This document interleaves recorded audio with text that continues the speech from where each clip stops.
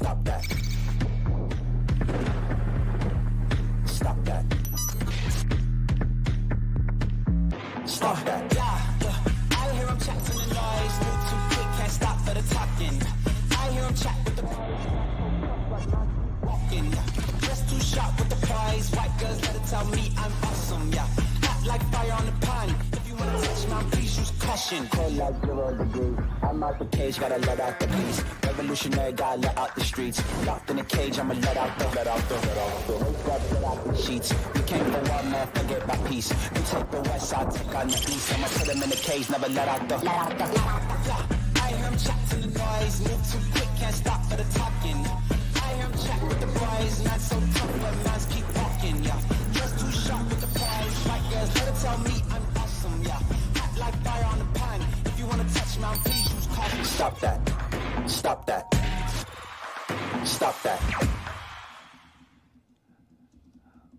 We are 1 week away from our live show in Vegas, and we are about to inundate Las Vegas with Meadowlark media members. I should probably warn the audience that the release schedule next week is going to be a little bit different than what you're used to. If you're used to your pods in the morning, we are not getting up at 5 o'clock in the morning Vegas time to churn out the normal stuff that we churn out. I have hair and makeup at 5 a.m. I literally do. This doesn't seem fair. Yeah, and I'm not waking up at 5 a.m. I'll be at the tables till 5 a.m. and stroll in. Understood. So I'm just telling the audience before they get mad that the schedule is going to be different than it usually is. I'm assuming that Stugotz is headed out this weekend. I'm assuming that more than half of our company will be there by the weekend. Amin El Hassan is in today, and I want to get him agitated a little bit off the top because his energy level hasn't been very strong in the morning, at the start of the morning. And the way I'm going to get him agitated is the following. Magic Johnson has praised the NBA's 65-game eligibility rule by writing, "Fans were upset after spending money to see their favorite players not play, so my friend Adam Silver had to take action and implement the new rule, good for the league and local TV partners, sponsors, the NBA, and the fans." Directly contradicts, what it is that you said yesterday when you were made insane by the idea that they've made this rule that makes players rush back from injury so they could play 65 games and get some of the incentives in their contracts. Mike blinked first. I think didn't help his energy level. No, not at all. Didn't really work not in at terms all, of because, agitating him the way I wanted. I think he wants to talk about the when you put a team signal down. Yeah. That's what him and Mike they have a little beef with that right now. That's, I think, a much more pressing local issue for sure than Magic Johnson and his gobbledygook tweets. No, I want to talk to Mike because, Mike, I want to understand what is it that makes you so infuriated when you see someone put you upside down? Well, because I saw your reaction to me giving you the finger, and at first you were like, what is this all about? I don't like it when people give me the finger. No, and that's exactly what an upside-down hand gesture is. That wasn't my If reaction. you don't have a hand gesture and you want to wade into the topic of putting hand gestures upside down, you need to see yourself out of that conversation because you don't know what it feels like. You don't. You've never been on the receiving end of an upside-down hand gesture because you don't have one. But you've been on the receiving end of a middle finger, and you don't like the way that feels. Let me tell you something, brother. It's the exact same feeling. I didn't feel any such way about him giving me the finger. How convenient. I was just playing staring contest. That's what I thought we were doing, and I won because he blinked several times. This person writes in, and this is always fun, players need to take better care of themselves and their bodies. Oh. Players need to stay in condition all year round. Is that guy? What are you looking for? Can you pass me one of those cue cards that you have right there? What are you looking? It's not a cue card. I don't have any cue what cards. Is that? What do you call it? It's Index just card? an index card. Well, pardon me. Semantics. Yeah, it is? Thank you. It's super It's semantic. not really semantics. Cue cards are giving you lines to say. Well, guess what I'm about to write down? I'm Lines to say, like stay in shape, good conditioning, don't get hurt. Got All it. right. Got it. Continue. That person looks like what? This person who is claiming, the person who is writing that, is there any chance that this person is ever in better shape than any Never. NBA player? Never. Any NBA player, a Never. single NBA player. NBA player? Is there any chance they're better shape than anyone in this studio right now? I know the bar. I know how low I'm setting this bar. Come on, that's not fair to our audience. There are fit people. They're just not NBA Not fit that guy. people in our audience. They Not might that be guy. very vascular, taking a lot of steroids potentially. No. No, you don't think so? I don't think someone who says this is anywhere near any sort of shape. I feel like or that person vascularity. is bald with a beard, but jacked because they think that they can stay in better shape than an NBA player. Like the Seahawks coach. Like Clint Hurt. Sure. Usually it's like someone that looks like Boog Shambi, someone that's never done leg day, but their calves are enormous. No, I got a guy with thick Coke bottle rim glasses. I've got those athletic shorts that we wore in high school in the 90s. Those like Champion cotton that were terrible. They just soaked in sweat. And a T-shirt that doesn't quite fit, so there's a little bit of undergut poking in. But why does it matter? That is a valid criticism in some instances, no matter the type of shape that you're in. No, that's not valid. Players need to take better care of themselves and their bodies. Players need to stay in condition all year round. That's not valid criticism of NBA players. That's total bullshit. Like, that's not. You don't understand what kind of shape these human beings are in. Like, what do you think? So off-season go crazy? You think these people just show up and play in basketball games and they're not like spending all of their time meticulously taking you've been care on the of road. You've been on the road with some players. Are there players that don't take their body conditioning seriously and don't work out throughout the off season? That don't work out? No, there are no players that don't work out. There are players that, to use the term, work hard, play hard for sure, but don't just show up and play basketball and go home. Not since like 2004, probably. Like I just can't. I think the science has gotten a lot better in the last 25 years. But when John Amici was playing, I've seen that man at that size run at 9.0 on a treadmill for 50 minutes and get off and not be like breathing particularly hard. At that size, he was probably close to 300 pounds. Like I don't think that when people are watching basketball, and I mean you're around it all the time, so you could speak to this expertise, that people understand the amount of body mechanics who surround these guys to aid them with the repair and just to improve their bodies all the time. Because how the hell could they do any of what you're watching unless they were in like unbelievable shape? And especially by the fourth quarter when you're just exhausted and there's the human limit. Like none of these guys play 48 minutes because of how hard it is. The human body can't do that repeatedly. To be clear, I'm not doing the thing where it's like where you criticize an NBA player and then they say, oh, what have you done? Can you do it? Oh, you can't do it? Then shut up. Because that is an invalid criticism, because the idea is that you're not competing against me, non-NBA player. You're competing against other guys who are doing it. This person, however, is saying that they're not doing it at all, that they're not staying in shape, they're not well-conditioned, and that's just patently ridiculous. So, yes, Mike, you're right. We shouldn't be comparing him to Sloth on the Couch, but Sloth on the Couch is, in fact, patently incorrect. But even for people that work out during the off season, there are different tiers, and you can see it. I mean, there are several noted world-famous soccer players that whenever the international break rolls around, they find a way to gain 15 pounds in 10 days away, and then they lose it instantly. Neymar, I think, had like a 48-hour, granted, he was wearing a bomber jacket that made it seem like he was a lot heavier than he was, but he had to put out an Instagram story saying, why are you saying that I'm fat? Look at this. And then he reveals six-pack abs. They go on these wild fluctuations over there. I just want to salute anybody that runs, because running sucks. I hate running. I'm an average build. If I take my shirt off, I might surprise you. But when it comes to cardio, no thanks. No thanks whatsoever. You get the shin splints. You breathe heavy. If you haven't ran for a while and you start getting back into it, you realize quickly why you stopped. It's a terrible thing. I think the thing about running that scares me now, as a soon-to-be 45-year-old, is the constant fear. It's no longer like, oh, my shins hurt. Now it's like, oh, I'm about to rupture my Achilles. Oh, there goes my, like, I have a constant fear anytime I'm like running or anything that's not like the elliptical. The elliptical, I can do that forever. Oh, for days. The best. I wish there were ellipticals so easy on your body. on the streets. I could just elliptical my way around the day. You guys are doing this wrong. You got to do the power walk. Yeah. Jogging it's out of touch.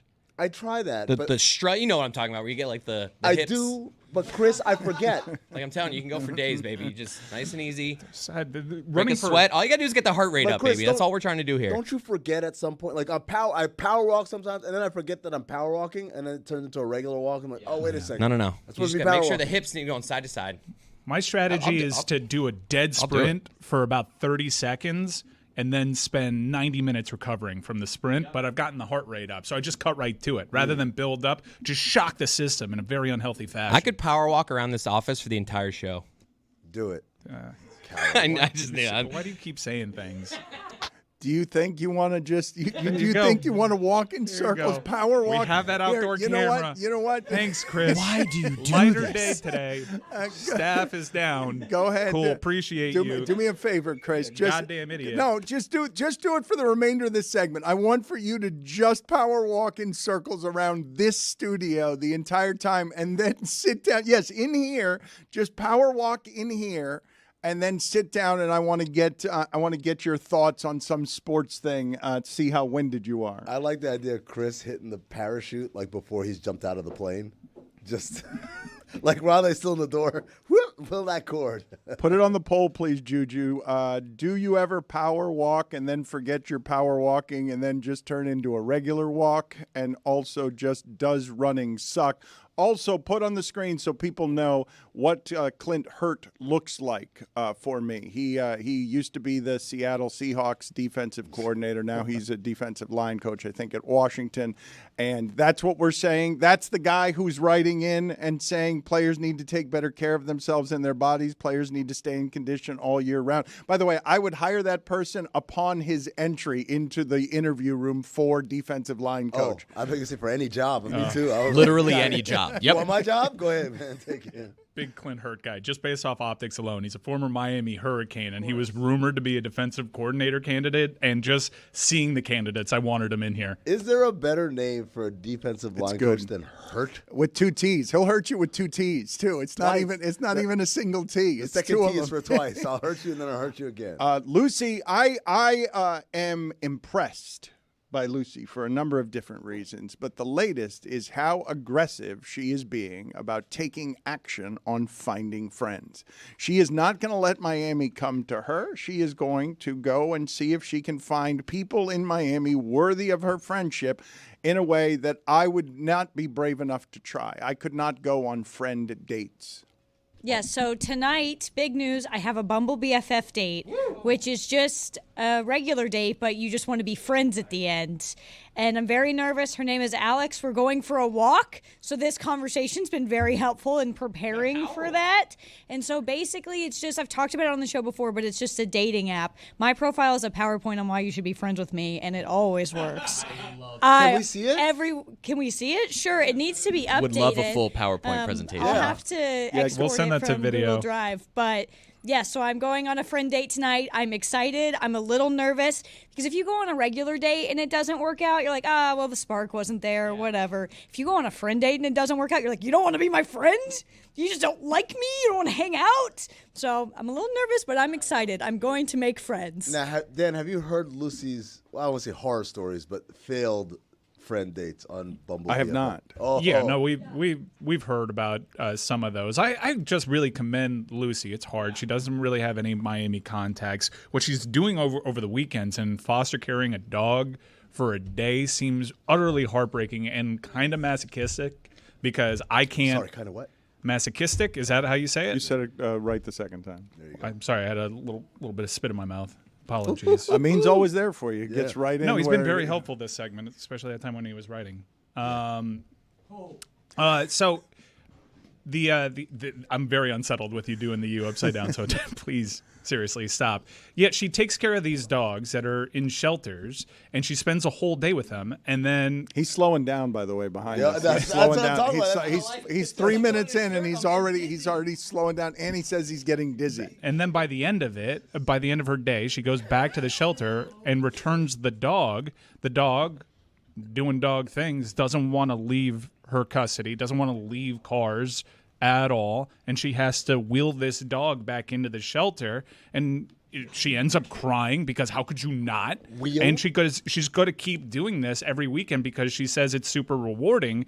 And I get that, but the trauma of actually returning the dog and breaking up with a new dog every weekend seems too much to overcome every weekend. I think she's going to fall in love with one of these dogs and end up just with a responsibility that she didn't want to undertake because she travels too much. It almost happened with Zeke. You guys, I was so angry when you were like, what you're doing is bad and you're hurting these dogs. And I did not like that take. And then this weekend, I felt it a little bit when I dropped Zeke off, who is the sweetest dog in the world. He's available for adoption at Miami-Dade Shelter and Doral. He has different color eyes. One's blue and one's brown. He was so sweet. He would not get out of my car. He absolutely knew what I was doing. He did not want to leave any sort of door. He was so not wanting to leave. And then when I took him into the shelter, he just laid on the ground and wouldn't move. And it was so sad. And I was trying not to cry. And then one of the nice ladies at the shelter was like, hey, girlie, what you're doing is great. You got to keep doing it.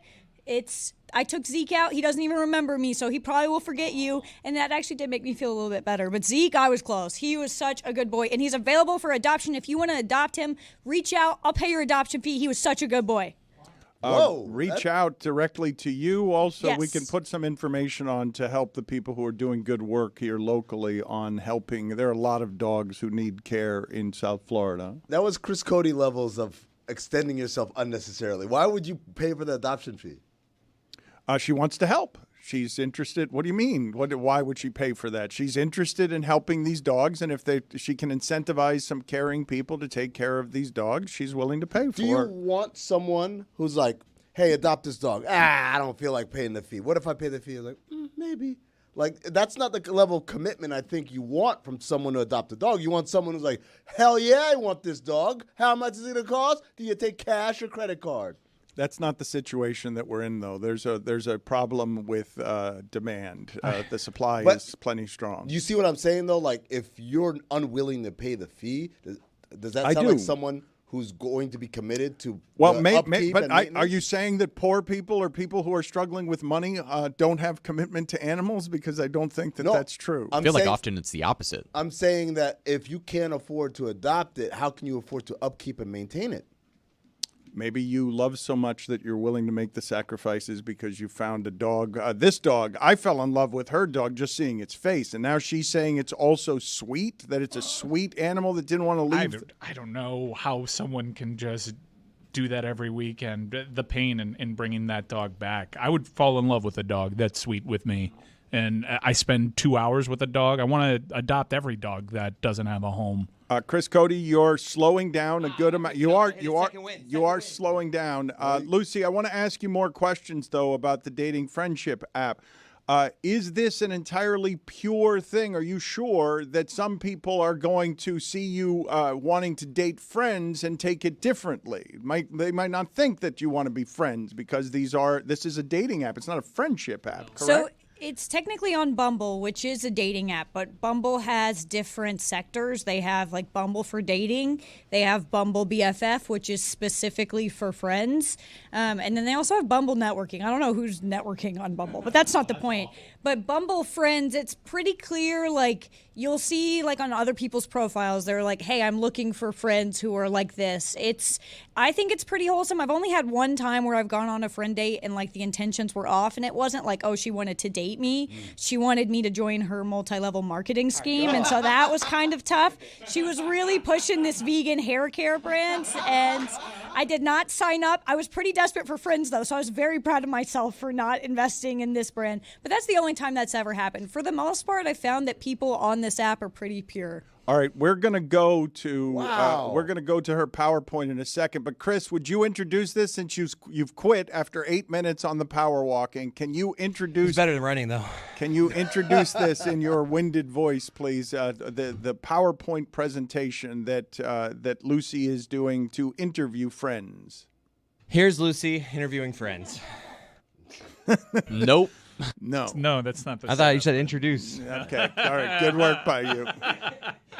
Here's a PowerPoint that Lucy has on her Bumble profile for Bumble friends. Why you should be my friend. A PowerPoint presentation by Lucy and you a look very lovely tall. photo there. You. You look very tall in that picture. I know. It's fake, though. Then she moves on to say a little about me. I literally just moved. Oh, already 2 words in, and literally you're fitting right into Miami. Just moved from Miami.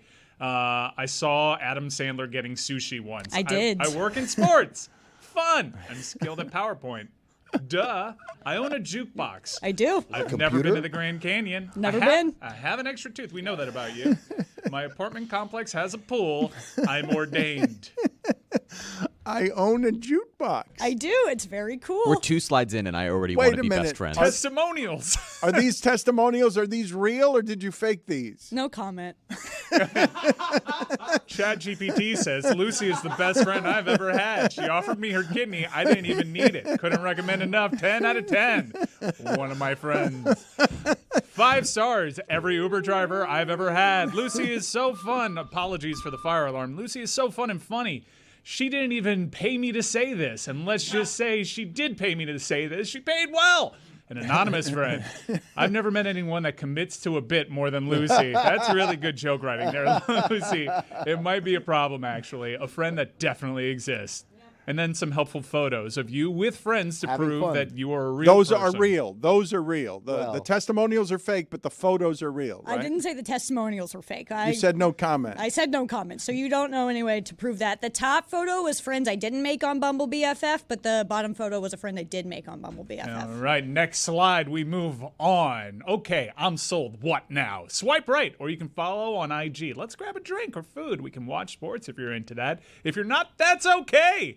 I'm reading this. It sounds just like you. We can do other stuff like go to concerts or do some wholesome shit like go to the movies or do something crafty. The possibilities are endless. Genuinely want to be best friends. And that is my friend Shannon that I met on Bumble BFF, who's awesome. And that's Gabe from Good Luck Charlie, a Disney Channel show. Wow. You that did not deserve that level of wow. You are getting what kind of activity with this net you've cast? Because it's a good net that you've cast here. I'll just say, anytime I swipe on someone, they always swipe me back.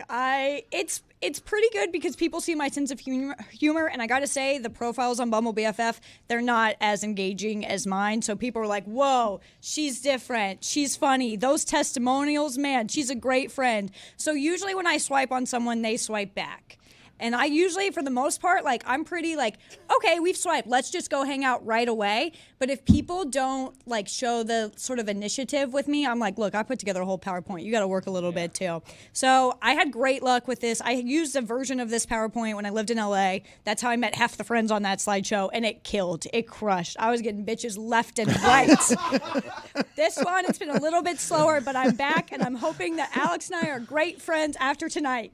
Yeah, Miami's a tough market because different personality type. You'd be an outlier here, a little quirky compared to, well, quirky through the Miami prism, but you're a find because there really isn't anyone like you in Miami. I think that's for a reason. Culturally, I'm not exactly sure what the reason is, but you are a great friend. Chris you. Cody, have up? you found that Jeremy nearby there felt instant remorse at how eager he was about shouting "wow" that way? I'd feel no remorse. That was adorable. I wasn't honestly. asking you, Jeremy. I want to was make it asking- abundantly clear. I was very But I excited that wasn't- you met the look, guy, I wasn't- Lucy. I'm I- addressing you here. I'm very wasn't talking excited to for you. you that you got to meet Gabe from Good Luck Charlie. I was so drunk, and I saw him at the bar. I was like, I gotta talk to Gabe. And then Yeah, I saw as this you guy should. named Meatball from The Bachelorette, and I was so drunk that I was like, I gotta get a photo with Meatball. And those are the only 2 celebrities I ever took pictures with. Wow. Gabe from Good Luck Charlie and Meatball. Chris Cody, up? why did you quit power walking after 8 minutes? My knees started to hurt.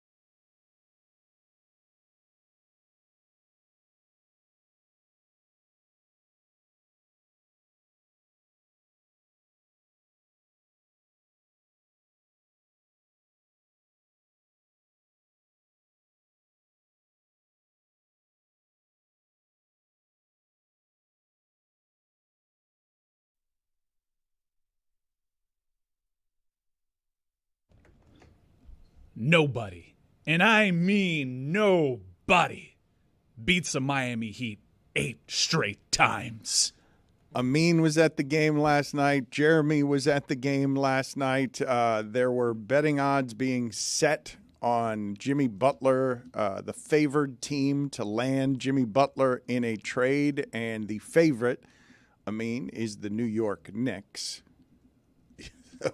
What kind of disreputable gambling house would put something like that on their books? Jimmy Butler is someone that Kendrick Perkins is saying needs to get out of here because his window is closing. That felt like a plea from noted former Celtic Kendrick Perkins. And I do wonder, as I watch the Miami Heat produce those 7 straight losses in a way that's confusing to me, and that Bam Adebayo's mid-range jumper is confusing to me. Like, he came out of the box. You stopped calling him Idris. Mm-hmm. You started calling him Bam. And I do believe, because we've said it around here enough, that Bam is essentially what he's going to be. He's not going to be a whole lot better than whatever this is. This is his prime. They are using up his prime. And I don't think you're going to get the leap that you need here, which is him being better than Jimmy. Him being your more important player than Jimmy. Him being the one that you trust more than Jimmy. Like the team, if Jimmy's going to be in a position where they're going to put this kind of mileage on him, and obviously he's still great, but he's no longer in his prime, and they've beaten him up over the last few years. The only way that in-house they can fix what would be the providing of the next step is for someone to overtake what Jimmy already is, correct? And that's not probably going to happen ever with Bam. Well, I think a couple of things. First of all, Bam does do those things, maybe not on the offensive end, but defensively for sure. He does something that is irreplaceable on their roster. But they've been bad defensively over this stretch. They've been worse, yes, but they would be infinitesimally worse if he were not there. So infinitely worse. Yes, infinitesimally smaller. You're yes, right. They'd be. You're right. No, he's sorry. right. I'm sorry. I should be purged, my I'm dear sorry. brother Numsi. Well, you misspoke. I didn't even misspoke. It's a shame. It wasn't even a misspeak. It was weird. It was like I used the wrong word because I didn't quite know what it meant. Mm-hmm. You know, well, perhaps don't stop the show in its tracks. Well, I'm not stopping the show. It's live programming. We're moving. I know. It's just live programming. I know. Maybe you should just keep it moving. I'm just acknowledging my good friend Dan Le Batard, who has a way with words, was very, very gracious in helping me there. Infinitely worse if Bam Adebayo were not there. I digress, however, because offensively, I think what a lot of people are saying, well, his efficiency is down. But what's happening is the thing that we've been begging for years, which is play with force, play with aggression. And for me, that's the leap we were looking for. I wasn't looking for him to all of a sudden start hitting fadeaways everywhere. Just look for him to want to look like, I'm trying to score tonight. Can you give me some examples? He's pulled that, though, in the playoffs where he's just putting up, putting shots up, kind of just let me get on the stat sheet to show I'm aggressive. Right. Without actually being aggressive. Kind of like Duncan Robinson pulled that move, too, in postseasons past where he'll just fire away from the outside just so you can't hold that against him. I would say the thing with Bam that's been interesting over this stretch where they've been struggling is that he made such an adjustment at the start of the year where that mid-range jumper, like you mentioned, was so efficient and so good. And then I think it was against Brooklyn where they started double-teaming him at the top of the key. And essentially the Heat over the last couple of weeks have been trying to figure out what their offensive adjustment needs to be to get Bam in space to actually be able to operate well. That coincided with Jimmy Butler coming back into the lineup and them having to play together. And they really, even last night at times, are clogging the paint for one another because Bam can't play in that same space at the top of the key that he's been so efficient in to start most of the season. So right now, their sort of redundant skill sets in playing around the rim have been the biggest issue for him offensively. The good news was that last night there was so much ball movement. They ended up taking away 2 assists from the team, but they had 38 assists on 42 field goals, and that was in part because Bam was working as a playmaker alongside both Terry Rozier and Tyler Hero, setting him up, providing lobs, getting him in a different space offensively, which was certainly helpful. You mentioned was good. the Nets, and Thanks. I know the Heat a little. I've got a stat from Legion Hoops that I was surprised by. Maybe you guys aren't, because Bradley Beal has missed so many games that I was surprised to learn that the Suns' big three has already played more games together than Kevin Durant's Nets' big three of James Harden and Kyrie crazy. Irving. I couldn't believe that. That's a shocking because stat. because Bradley Beal hasn't played. If you would have asked me, I would have said Bradley Beal's played 11 games this season. If that. Let me ask you this question, Amin, because you mentioned Bam, and I'm curious how often in your career you've requested this thing from a player, which you're doing what all of us are doing. Bam, look at you physically. You're stronger than everyone out there. Your skill set is something that you shouldn't be stopped going to the rim. You should be getting maybe not Joel Embiid type free throws, but there's not a way to necessarily stop your strength. How often have you seen that in a player, requested some more aggressiveness from a player you believe to be physically stronger than others at the rim, and you don't get what you want? That player forever becomes somebody who doesn't execute what you think is his strength, which is his strength. I don't know. It's not physical for me. I think he's a good player who, in order to make the leap to being a great player, that comes with the burden of aggression even on nights when I don't have it. And real aggression, not like Mike said, the bailout aggression. Like, oh, yeah, I took 20 Faux shots. aggression. What do you want me to do? Like, Faux no, aggression. I need you to try and turn the corner. I need you to try to get to the front room. I need you to influence the defense into reacting in a certain way that then either allows you to score or allows someone else to be wide open, as we saw last night. Now, when you talk about that, not necessarily due to the physical, but due to, I need you to be more than just a guy out there. It's happened quite a lot. I think Ben Simmons is a guy I've said that about. I think Ricky Rubio is a guy I've said that about. Years ago, before I LeBron probably had the credential to say, no, LeBron, I At think the it's beginning. overblown. Yeah, LeBron was at the timid beginning. in He was- 2010. He didn't do anything in the post. He wouldn't go into But the that's post. different from like not being aggressive Understood. altogether. I think a guy a little bit before my time of credibility, I would say it would be Rasheed Wallace. Like this dude was talented enough. And when you ask the power forwards of the day, Tim Duncan, Kevin Garnett, Dirk Nowitzki, like name your peers, Rasheed's on everybody's list. Yeah. But Rasheed wanted to be one of the guys. And that, to me, it's like, yeah, it worked out for him because he got into the perfect situation where he was one of Yeah. a lot of guys. Isn't it a little different because Rasheed played on teams where even though he was outstanding, he was still a role player within the unit, and I think Bam kind of occupies that space, whereas Jason Tatum has this in him a little bit where he goes missing during key stretches, and then he'll explode other games. But he's the guy, he's the alpha, and it's a huge problem if he goes missing. Where Bam, you could argue he's playing within his role. Yeah, I would say for Rasheed, that was his choice. He wanted to be that. Right? And being a superstar on some level requires a level of indifferent selfishness. You need it. You have to kind of be a little bit of a jerk in that regard. And if you're too nice and you're too like, I just want to play basketball the right way, you end up like Rasheed Wallace. All the talent to be the best power forward in the league, but I just want to do the right way and play the right way and fit in with the guys. And so he becomes a super role player in essence. I think the same thing we're talking about Bam Adebayo. It was like, in order for the Heat to really take that next step, we all say the same thing. This dude needs to develop that F you, it's my team, get on my back.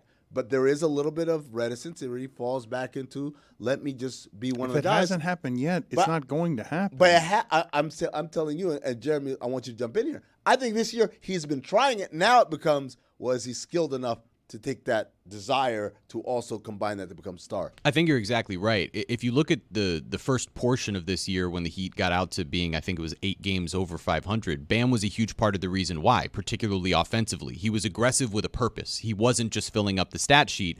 And it was once teams made that adjustment defensively that he's now in the process of figuring out what his adjustment is coming back. But when you add Jimmy Butler back to the lineup, a guy who is sort of the alpha dog, who now at this point in the season is ready to take over and actually have a higher usage rate, the Heat are 9-3 when Jimmy has a 25% usage rate or higher.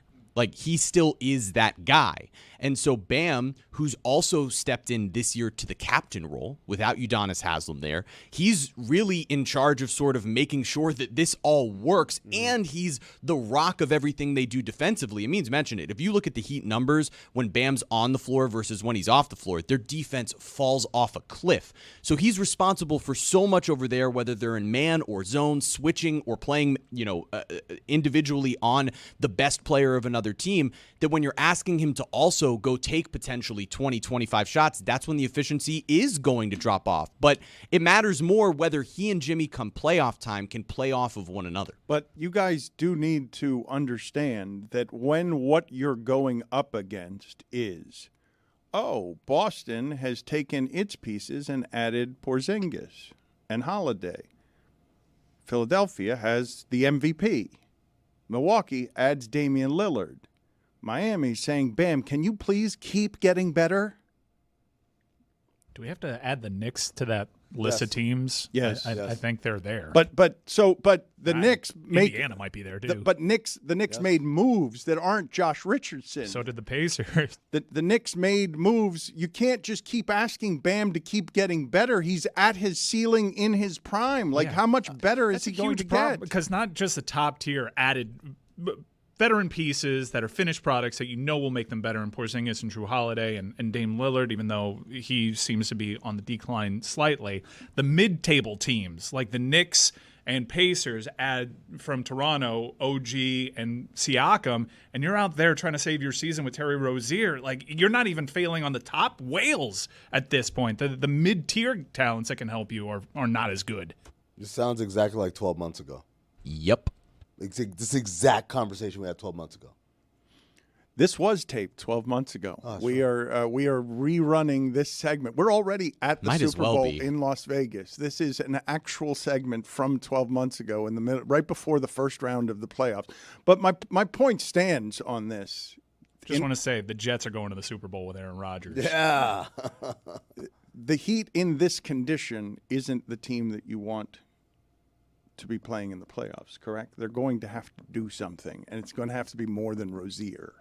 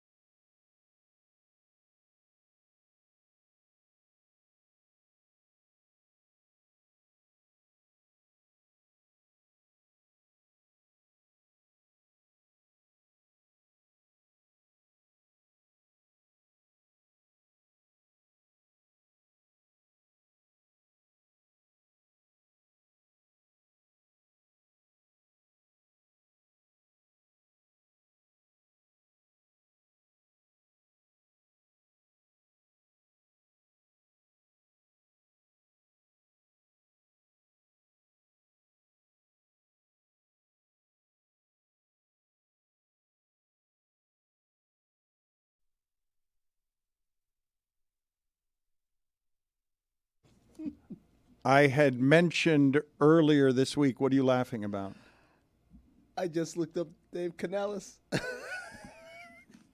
There's a line in here that's just absolutely tremendous. But please, continue. Oh, thank you. Thank you. I appreciate that you don't get in the way of the show at all, because you looked up that the new coach for the Carolina Panthers has, in a book with his wife about marriage, admitted to both alcohol and porn addiction. And so evidently Amin was looking that up during the break and being delighted by that. But what I was mentioning Neither is a laughing matter. before Amin interrupted me is that earlier this week I mentioned that the most affordable ticket at the Super Bowl, end zone, upper deck, is more than $8,000 right now. On the other side of the spectrum, we mentioned the Portland game last night. Damian Lillard went back to Portland, and Chris Cody came in today thinking that that was the most important thing about that game was that it was Doc Rivers' second game as Bucks coach. He had missed he had missed entirely that Damian Lillard was making his emotional return and gave a bunch of quotes saying that he'd like to go back to Portland maybe one day because of his relationship with the city. But the moment that Damian Lillard left Portland, they became so bad, really bad. The upcoming Pistons game against Portland in Portland is now going for $3. The most affordable ticket is $3. And dropping. You could get what was $4. That's right. It is dropping because I came in and it was $4, and then Mike Ryan looked it up and he's like, I can get it for $3. Oh, I looked it up on Game Time. It allows me the opportunity to welcome back Game Time as a sponsor and a partner because I was super psyched that Game Time came aboard because I use Game Time exclusively. I've used all the other ones, and what sets Game Time apart is the all-in pricing. I don't get hit with all those extra fees. I hate those. Hate the extra fees. Oh you know God. me. I mean, I go to a bunch of concerts. I go to a bunch of festivals. I go to a bunch of games. I go to wrestling events. Anytime I land in a city, I want to see what's going on. I set the geotag to where I'm at, and I check Game Time. Game Time is stress-free. In fact, I've run into an issue before where someone didn't come through with the tickets. I went through Game Time. They got back to me lightning quick. What? Incredible customer service. They gave me back the price I paid and then some, and then I just went back on Game Time, and I got more tickets to the event and still had a little left over. Game Time allows you to, with its interface, it allows you to see where you're sitting so you know exactly what you're getting into with no surprises. Man, I love Game Time so much. Do us a favor. Take the guesswork out of buying tickets with Game Time. Download the Game Time app, create an account, and use code DAN for $20 off your first purchase. Terms apply. Again, create an account and use the code DAN for $20 off. Download Game Time today. Last minute tickets, lowest price, guaranteed. Oh, that was a read. He was reading an ad there? That wasn't just him organically, naturally endorsing something because he believes in it? I do believe in Game Time. I swear. I was interactive because I've used the Game Time app as well, and many of the things that Mike just described, I've experienced as well. Yeah, everybody knows. It's the best in the biz because of the flash deals, and there's no nonsense. I came in today and said the affordable ticket is $4, and Mike went on Game Time and found it for $3. And you were like, surely there are fees. I'm like, no That's fees. the price. That's the price. Yeah, and you know what else you should get there? Florida Panthers tickets. Because, Dan, in hearing all the issues with the Miami Heat, and as you know, Blue Blood Miami Hurricanes men's basketball program, down here, you afford that to a Blue Blood. Every now and then, they got to rebuild. More blood. Last year was pretty unprecedented, and it was so crazy that we didn't have the chance to really enjoy how unprecedented it was for this market to have an Elite Eight women's basketball team, a Final Four men's basketball team, an Eastern Conference champion NBA team in the NBA Finals, an Eastern Conference champion NHL team in the Stanley Cup Final. I gained 35 pounds in the span of 3.5 months because every day I was at an arena, thanks to Game Time, chugging beers. But now you would surprise us if we saw you with your shirt off. I would. Thanks to Ozempic. That's a different plug for a different day. No, we're not doing that. We are not doing that at all. No Ozempic ads, please. So here's what I want to get at. You all need to throw your support behind the only team out of that crop that appears to be going anywhere, and it's the Florida Panthers. And this team has been around for a while. The key nucleus has been there. Ekblad, I think, it might still be under 30, even though he's been here for 15 years. Chris Cody, have you gotten caught up in the sway? Because you're still more interested in talking Heat than you are Panthers. And last year, you were a Broward guy. You went full Broward on us. You were immersed in those Panther games. It doesn't feel like you're in the same place. I'm saving it. And the playoffs took a lot out of me. It was quite a run they went on, but I'm still there, still a season ticket holder. I'm gearing up. I think one of the things that, because you remember 96 and the Panthers took over this market in a way that they didn't this last run, because I think our attentions were split. Well, I don't think that's going to be an issue. And couldn't this time. build on it, though, because it's important with generations to build on it with success the next season. Like the Marlins, the way that they've destroyed their fan bases, they always tear apart the team after that. But when you do it a few years in a row and you get used to the excellence, then you become what the Heat have become in this market. And they did so while getting rid of a key piece in Jonathan Huberdeau, who, for my money, should have his jersey retired down here, and they changed their identity. But now this identity has stuck around for a couple of years. They're annoying. They get under your skin. Nobody wants to play them. And there is no bigger proof than what The Athletic did and put out a poll that they took among NHL players. And I'm so proud of this list as a Florida Panthers fan because, Dan, the Panthers are all over this list. The question, who in the NHL do you want to punch in the face the most? Yeah. Number one, by a country mile, Nick Cousins. I mean, I love not how even Other's number close. 2. Yeah. He's ahead of Other. I think Other is also an amalgamation of a bunch of other Florida Panthers because Matthew Tkachuk is high on this list. You also have like Radko Gudas residuals towards Radko is toward the bottom. I don't think he's bothering that many people as an Anaheim. Brady Duck. Tkachuk also on You there. got Ryan Lomberg there in the middle of it, who, by the way, will also surprise you if he took his shirt off. I saw a photo of him feeding a flamingo. My God, pal. He is put together. Woo! Video, can you find that photo, please, of Lomborg feeding a flamingo? Thank you. Yeah, dangerous game, too. Very strange bird. Flamingo? Yeah, and they smell like shellfish. Oh. That's where they get their color. They smell bad. They're a bad-smelling bird. The flamingo is it the weirdest of the birds? Because the cassowary is the one that scares me. That one's a very dangerous bird. Ostriches are also odd. The shoehorn bill one? Which one is that one? Ostriches are really fast. Yes. Ostriches are say that- stunningly fast. Well, I'm you just say that stunned with that they're. surprise. But I'm stunned. Seeing them move that way is a bit stunning. They've got long legs.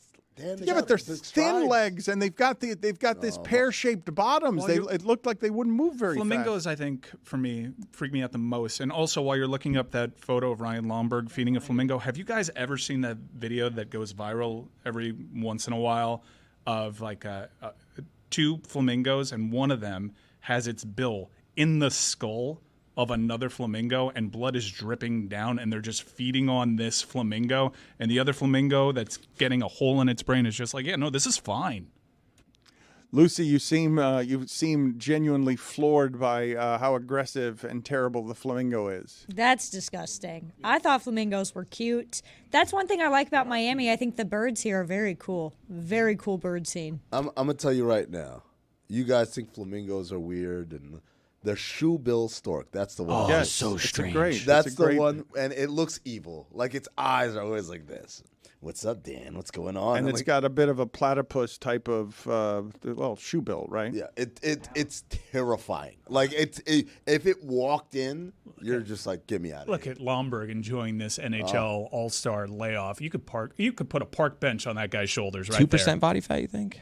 There's a lot of blue herons on UCF's campus. I think that's what they are. They're blue herons. They're really large. They're very tall. And there was one time that I was walking across campus, texting, not looking where I was going when I was in college, and I bumped into somebody and dropped my phone and looked up and apologized, and it was one of these birds. And it was truly one of the most haunting experiences of my life. They're Bumped thugs. into Oh a my bird. I bumped into a tall bird. And I apologized, as I would, but it was horrifying. Oh, my God, what is this? That is what Mike was describing. That is the skull of a flamingo being dented by another flamingo. Are they having sex or are they fighting? They're feeding a baby flamingo, the flamingo in the middle's blood, as it's running down, cascading down the skull and bill, while the other flamingo up top is the one doing the drilling. Chris Cody, I don't think that you can be muscular and 2% body fat. I don't think there is such a thing. I don't really know body fat that well. It sounded disagree. right. I think you know it very well. I feel like you do know body fat pretty well. That's not nice. Thank you, Jeremy. Even after that walk? What is the lowest someone's body fat can be while still being an athlete? The lowest I've heard was Jerry Rice at 4% in his career. I've never heard lower than that to still be muscular, because I suppose you could be 2% body fat if you were anorexic, but not, a functioning, athletic, muscular human being. I think the best you want to be 5, 6, 7% body fat, even if you're shredded. But getting back to what Amin was saying, unsurprised somehow by the ostrich being fast. If I put birds in a race, like the ostrich is going to beat the flamingo. The flamingo's got long legs too. Like what birds are going to beat the ostrich in a foot race? Roadrunner. Yep. By the way, bodybuilders get anywhere from 3 to 5% body fat. There it is. I'm glad we got to the bottom of that. I bet Lomberg does that 2%. Look at him, Lombs. My dude. Lamborghini. He's in the Bahamas there. Look at that. Can we zoom in on this a little more? What He are we looks like doing? the king of Atlantis. Well, now that we're just Samurai leering and objectifying men, I want to go back and circle back around to what Amin was laughing at You the see beginning. those shoulders? You could put a park bench up there. A bicycle, a motorcycle you could park on there. An elliptical. David Canales is the new coach for the Panthers, and when he was hired, I saw it. I saw it with my female friends. They swooned. He's beautiful.